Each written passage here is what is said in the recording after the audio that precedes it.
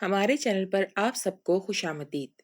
अगर आपने अभी तक हमारे चैनल को सब्सक्राइब नहीं किया तो जल्दी से कर लीजिए और बेल आइकन बटन को प्रेस कर दीजिए ताकि हमारी तमाम नई आने वाली वीडियोस आपको टाइमली मिल सकें।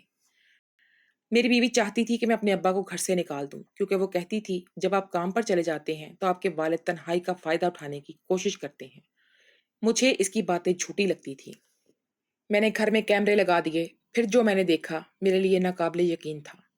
क्योंकि मैं अपनी बीवी के हाथों बातों पर यकीन करने की बजाय मैं खुद ही सच्चाई जाना चाहता था, क्योंकि मैं अपने बाप पर ऐसे शक नहीं कर सकता था।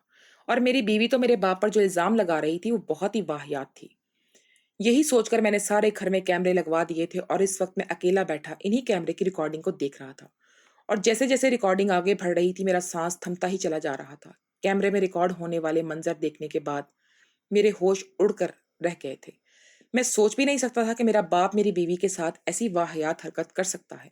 मेरा सारा जिस्म पसीने से भीग चुका था और मैंने कैमरे की रिकॉर्डिंग को दरमियान से ही बंद कर दिया था, क्योंकि इससे आगे कुछ भी देखने की हिम्मत मुझ में नहीं थी। और फिर मैंने एक ऐसा फैसला किया जो शायद मेरे लिए आम हालात में मुमकिन नहीं था। मेरा नाम मोहसिन है। मेरी और किंजा की शादी को 5 महीने हुए थे, लेकिन इन 5 महीनों में मेरी जिंदगी में बहुत तब्दीली आई थी। मैं और किंजा एक ही यूनिवर्सिटी में पढ़ते थे। मेरी माँ का तो पहले ही इंतकाल हो गया था। मुझे मेरे बाप ने तन्हा ही पाल पोस कर बड़ा किया था। मेरे अब्बा ने मेरी तालीम और तरबियत में कोई कमी नहीं छोड़ी थी। जब तक मेरी यूनिवर्सिटी मुकम्मल ना हुई अब्बा ने मुझे जॉब भी नहीं करने दी और खुद ही घर का खर्चा भी चलाते रहे और मेरी तालीम का खर्चा भी बर्दाश्त करते रहे। मेरे अब्बा मेरे लिए हीरो थे, लेकिन मुझे क्या मालूम था कि मैं अपने जिस अब्बा को हीरो समझता हूँ, मेरा वही अब्बा मेरी जिंदगी में किसी दुश्मन की तरह साबित होगा। और ये बात मुझ पर इस वक्त खुली जब भी मैं जिंदगी में किंजा के बाप की सच्चाई बताई।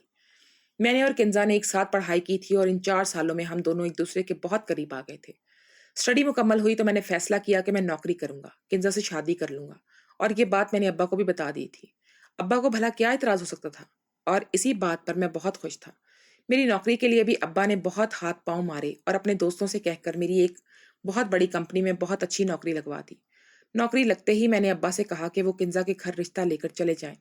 मेरी बात सुनकर अब्बा कहने लगे, पहले मैं किंजा से मिलना चाहता हूँ, तुम उसे हमारे घर बुलवा लो। अब्बा की बात सुनकर मैं परेशान हो गया कि अब्बा को किंजा से यहाँ क्यों मिलना था।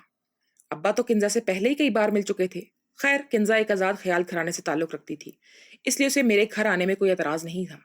अगले ही दिन मैं किंजा के साथ हाथ पकड़कर अब्बा के पास उसे ले आया। हमारे घर कोई औरत तो थी नहीं। इसने अब्बा ने मुझे हुक्म दिया कि मैं किंजा के लिए जल्दी से खाने का इंतजाम करूं और खुद किंजा को अपने पास बिठा लिया।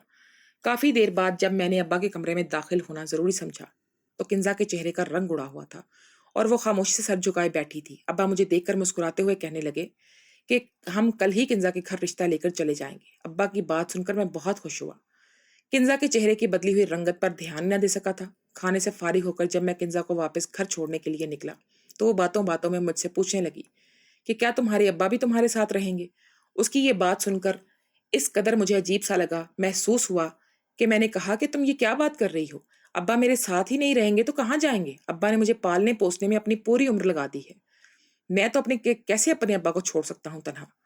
मेरी बात सुनकर किंजा ने मजीद कुछ ना पूछा और अपना चेहरा खिड़की की तरफ मोड़ लिया।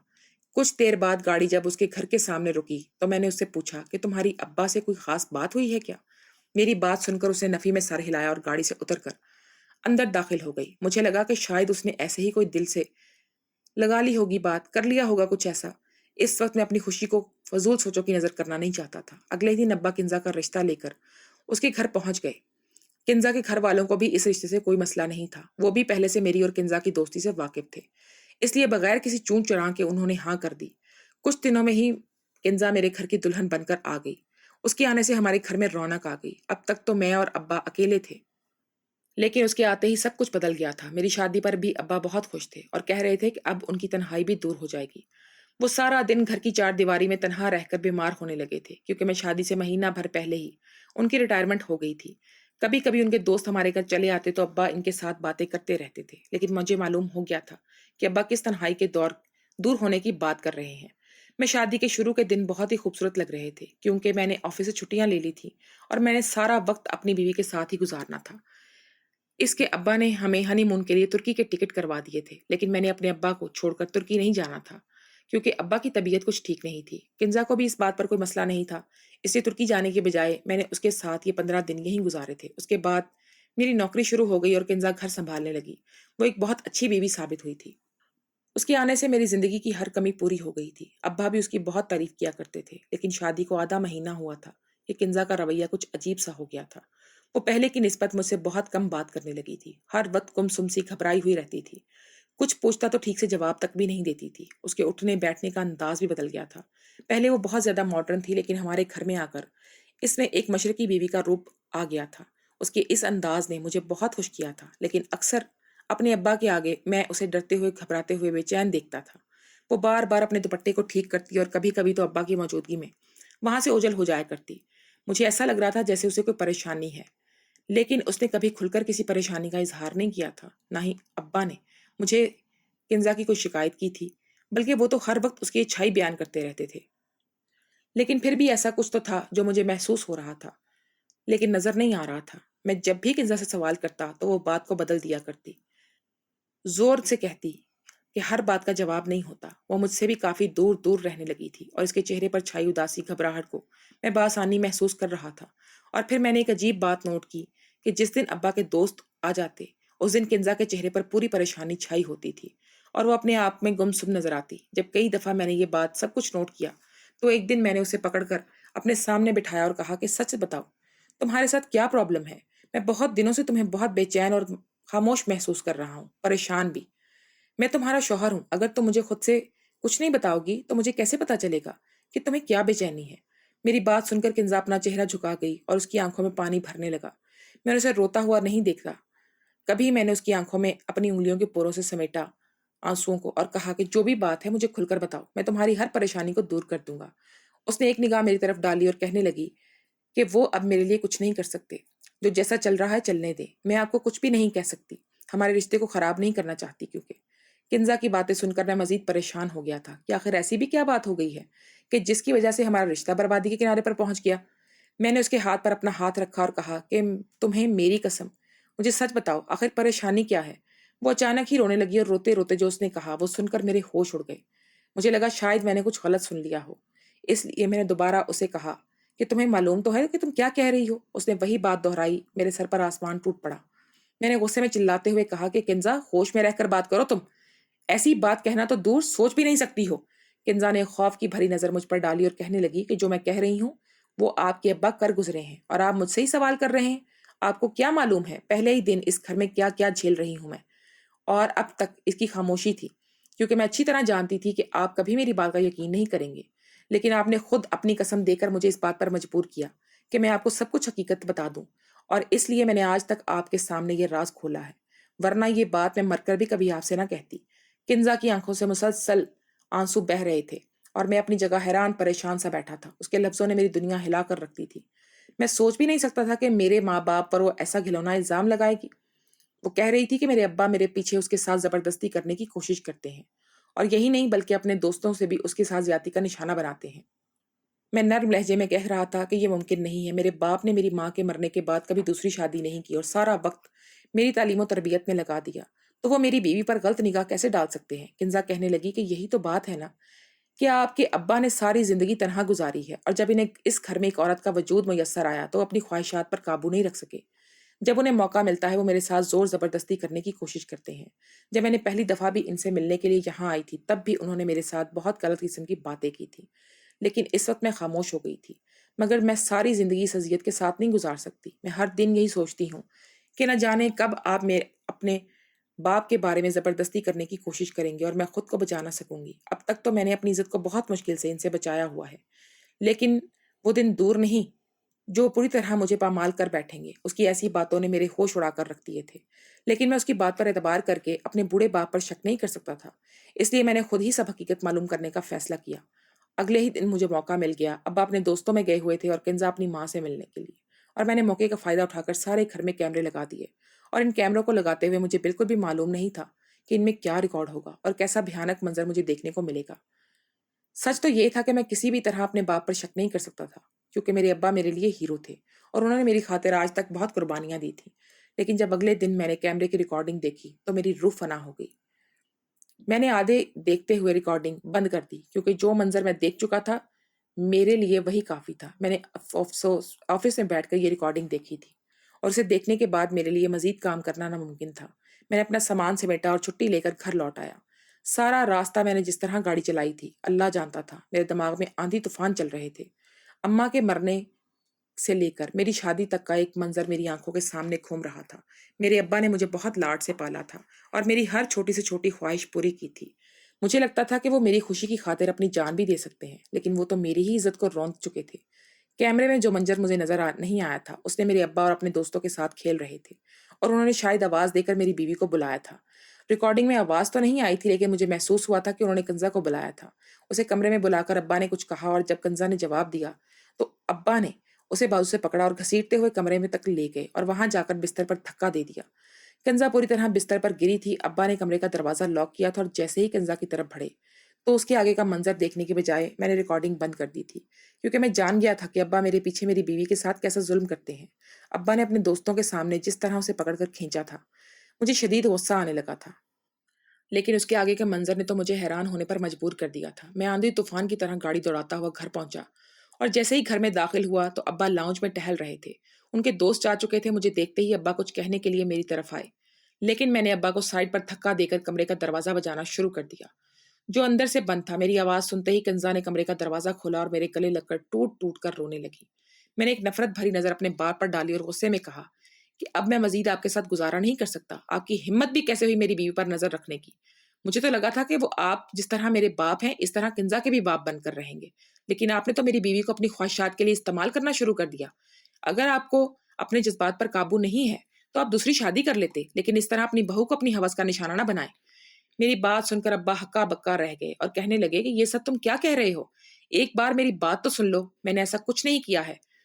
میں تو کنزا سے بہت محبت کرتا ہوں، لیکن وہی مجھے اپنا باپ سمجھنے کو تیار نہیں ہے۔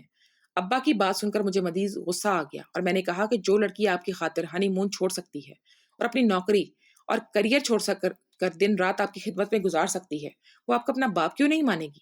ہماری شادی سے کچھ دن پہلے ہی کنزا کو بہت اچھی نوکری لگی تھی، لیکن ابا کی وجہ سے میں نے اسے نوکری کرنے سے روک دیا تھا۔ میں چاہتا تھا کہ ابا کو اب کسی کا ساتھ نصیب ہو اور وہ چار دیواری میں اکیلے نہ ہو جائیں۔ جب یہ بات میں نے کنزا سے کی تو اس نے خوشی خوشی میری بات کو قبول کر لیا اور ابا میری اسی بیوی کو برا بھلا کہہ رہے تھے۔ میں نے اور کنزا نے مل کر زبردستی ابا کو مجبور کر دیا کہ وہ اس گھر کو چھوڑ کر چلے جائیں یا پھر ہمیں جانے دیں۔ ابا نے بنا کوئی جواب کیے اپنا سامان اٹھایا اور جاتے جاتے ایک آنسو بھری نظر مجھ پر ڈالی اور دعا دی کہ میں ہمیشہ خوش رہوں، اور گھر سے نکل گئے۔ ابا کا قدم گھر سے باہر پڑا تو میرا دل کٹ سا گیا۔ میں ابا سے بہت محبت کرتا تھا، لیکن جو کچھ ہو چکا تھا اس کے بعد ہمارا ایک چھت کے نیچے رہنا ممکن نہیں تھا۔ ابا کے جاتے ہی ایسا لگا جیسے میرا گھر ویران ہو گیا ہو۔ میری آنکھوں سے آنسو بہ رہے تھے۔ کنزا نے مجھے گلے سے لگایا اور کہنے لگی آپ پریشان نہ ہو، میں ساری زندگی آپ کے ساتھ رہوں گی اور کبھی کسی چیز کی کمی نہیں ہونے دوں گی۔ میں کنزا کو کیا بتاتا کہ میری زندگی میں میرے باپ کی کمی کو کوئی بھی پورا نہیں کر سکتا تھا۔ ابا تو چلے گئے تھے، لیکن جاتے جاتے میرا سکون بھی لے گئے۔ میں ہر وقت ابا کے بارے میں سوچتا، پتہ نہیں وہ کدھر چلے گئے تھے۔ کبھی کبھی میرے دل میں خیال آتا کہ ابا اگر ایسی کوئی حرکت نہ کرتے تو آج میری زندگی کتنی خوشیاں بھری ہوتی۔ میں چاہ کر بھی ابا کے احسانات کو فراموش نہیں کر سکتا تھا جو ابا نے ساری زندگی مجھ پر کیے تھے۔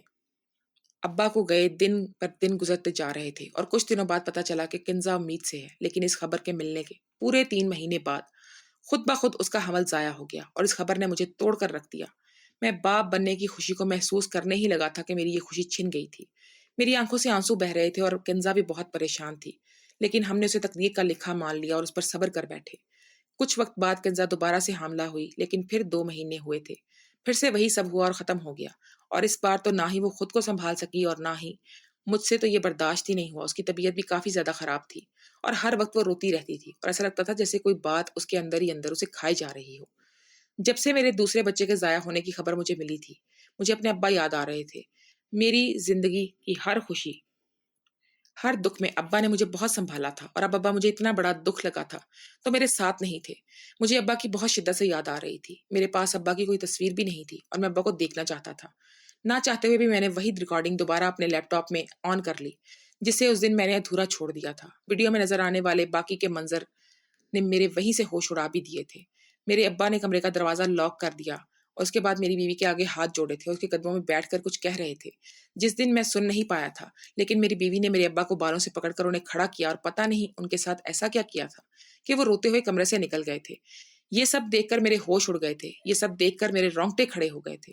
آدھا سچ جان کر میں نے جو فیصلہ کیا تھا اور پورا سچ دیکھنے کے بعد مجھے اس پر پچھتاوا ہونے لگا تھا، لیکن ان دونوں کے درمیان کیا بات ہوئی تھی یہ مجھے تو کنزا بتا سکتی تھی یا پھر ابا، لیکن ابا تو جانے کے بعد کہاں چلے گئے تھے، پچھلے 8 مہینے سے نہیں ملے تھے۔ میں سیدھا اپنے کمرے میں کنزا کے پاس پہنچا جہاں وہ بستر پر لیٹی آنسو بہا رہی تھی۔ میں نے کنزا سے پوچھا کہ مجھے سچ بتاؤ، تم نے ابا کے ساتھ کیا کیا ہے اور سچ کیا ہے، کیونکہ آج جو کچھ بھی ہمارے ساتھ ہو رہا ہے کہیں نہ کہیں وہ تمہارے غلط کاموں کی سزا ہے۔ میری بات سن کر کنزا رونے لگی اور کہنے لگی کہ ایسا بھی کیا لگتا ہے کہ اس کے ساتھ جو کچھ بھی ہو رہا ہے وہ اس کے گناہوں کی سزا ہے۔ اس کے بعد کنزا نے مجھے بتایا کہ اسے پہلے ہی دن سے ابا کا وجود کھٹک رہا تھا۔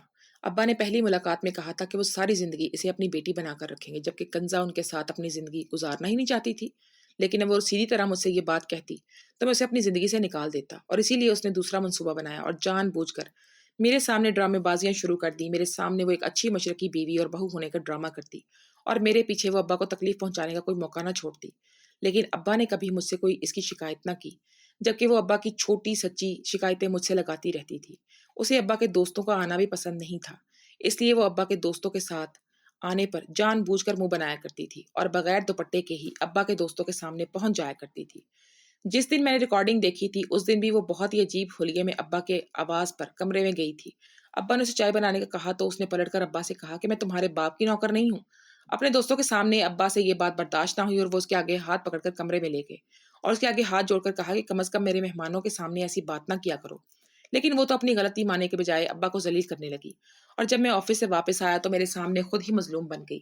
ابا مجھ سے کچھ کہنا چاہتے تھے لیکن میں نے انہیں موقع ہی نہیں دیا۔ کنزا مجھ سے معافی مانگ رہی تھی، اسے یقین تھا کہ اس کے ساتھ جو کچھ بھی ہوا ہے وہ ابا کے ساتھ ظلم کرنے کی وجہ سے ہوا۔ میں حیرت سے اس کی مظلومیت دیکھ رہا تھا۔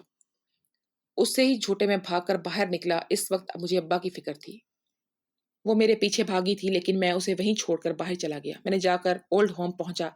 جب میں نے انہیں تصویر دکھا کر ابا کے بارے میں پوچھا تو انہوں نے جو بات بتائی وہ سن کر میرے رونگٹے کھڑے ہو گئے تھے، کیونکہ میرے ابا کا انتقال ہو چکا تھا۔ انہوں نے ایک لیٹر دیا تھا مجھے ابا کا، وہ میں پڑھنے لگا، لیکن جس میں لکھا تھا ابا کہہ رہے تھے مجھے معلوم تھا میں زیادہ وقت زندہ نہیں رہ سکوں گا، لیکن تم اپنی بیوی کے ساتھ خوش رہنا، میں نے تم دونوں کو معاف کر دیا ہے۔ وہ خط سینے سے لگائے میں بری طرح رونے لگ گیا تھا، ٹوٹا ہوا اجڑی حالت میں واپس گھر آیا، لیکن جیسے ہی میں کمرے میں داخل ہوا سامنے کا منظر دیکھ کر حیرت سے میری آنکھیں پھٹی کی پھٹی رہ گئیں۔ میری بیوی کے ہاتھ خون سے لت پت تھے اور میں آنکھیں پھاڑے اس کی طرف گیا۔ اس کے گال تھپ تھپانے لگا، اس کی آنکھوں سے آنسو بہ رہے تھے۔